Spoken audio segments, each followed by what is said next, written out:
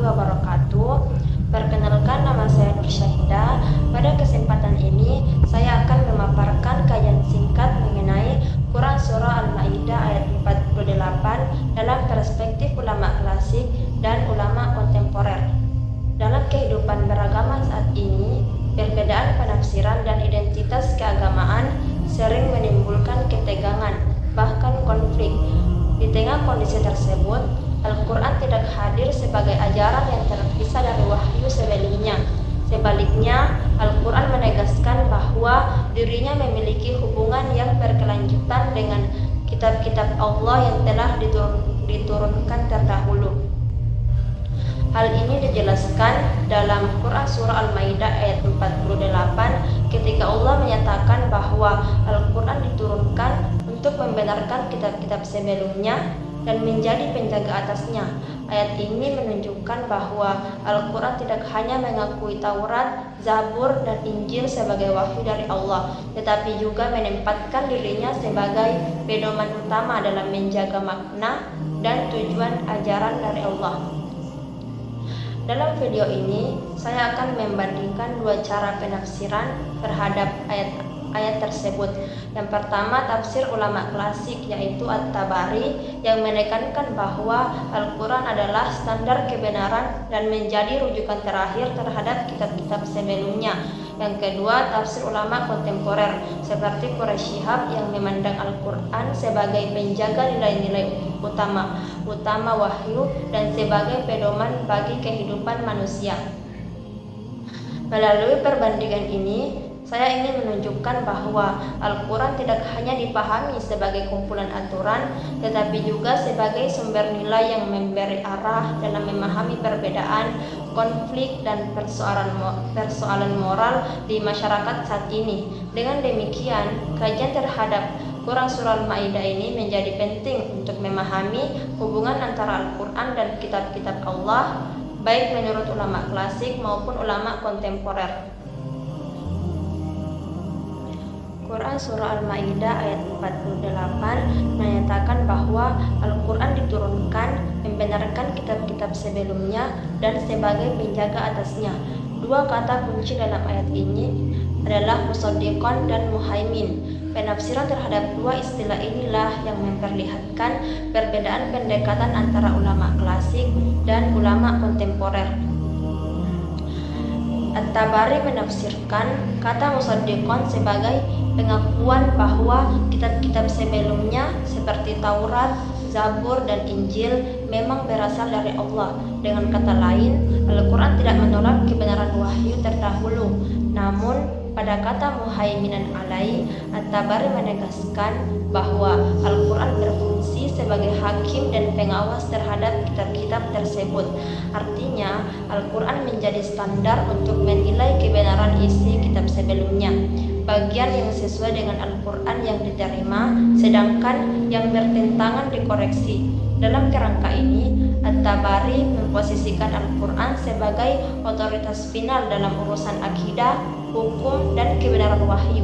Pendekatan ini bersifat tekstual dan normatif, menekankan kejelasan batas antara yang benar dan yang keliru. Berbeda dengan At-Tabari, Quraisy Shihab membaca ayat ini melalui pendekatan kontekstual dan fungsional. Kata musaddiqan dipahami sebagai penegasan kesinambungan risalah ilahi. Semua kitab berasal dari Tuhan yang sama dan membawa misi yang sama, yaitu petunjuk dan rahmat bagi manusia. Sementara itu, kata muhaiminan tidak hanya dimaknai sebagai hakim, tetapi juga sebagai pembimbing, penjaga, dan penafsir nilai-nilai wahyu.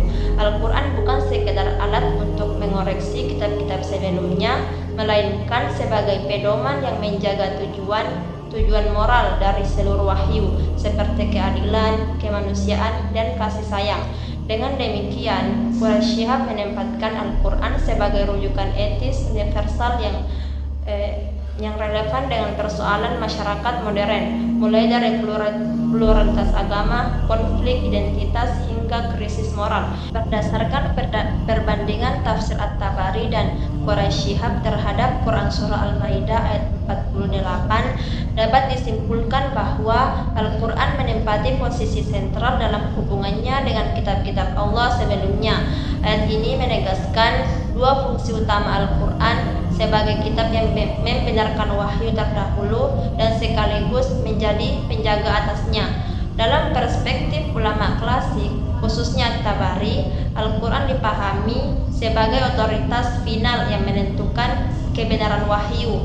Pendekatan ini memberikan kepastian normatif dalam aspek akidah dan hukum. Sementara itu, dalam perspektif ulama kontemporer saat seperti Quraisy Shihab, Al-Quran dipahami sebagai penjaga nilai-nilai yang membimbing kehidupan manusia, terutama dalam menghadapi persoalan sosial, pluralitas agama, dan krisis etika pada masa kini.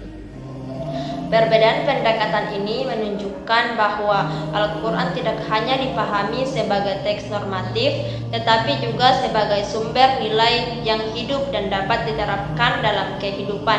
Dengan kata lain, Al-Quran tidak semata-mata menjadi rujukan hukum, melainkan juga pedoman moral yang memberi arah bagi perilaku individu dan masyarakat. Dalam konteks masyarakat saat ini yang ditandai oleh meningkatnya polarisasi, konflik identitas, serta mudahnya klaim kebenaran sepihak, Quran Surah Al-Maidah ayat 48 menyampaikan pesan penting bahwa wahyu ilahi hadir untuk menjaga kebenaran sekaligus menegakkan keadilan, kemanusiaan, dan perdamaian. Oleh karena itu, memahami Al-Quran sebagai muhaimin atas kitab-kitab Allah bukan hanya persoalan teologis, tetapi juga tanggung jawab etis dalam membangun kehidupan bersama dan lebih adil dan bermartabat. Dengan demikian, kajian terhadap ayat ini melalui perspektif klasik dan kontemporer memperlihatkan bahwa Al-Quran tetap menjadi sumber petunjuk yang otoritatif sekaligus mampu menjawab persoalan umat manusia di setiap zaman. Demikian pembahasan saya mengenai Quran Surah Al-Maidah ayat 48 dalam perspektif ulama klasik dan ulama kontemporer. Semoga penjelasan ini dapat menambah pemahaman kita tentang hubungan Al-Quran dan kitab-kitab Allah, serta mendorong kita untuk bersikap lebih bijak dalam menghadapi perbedaan. Wassalamualaikum warahmatullahi wabarakatuh.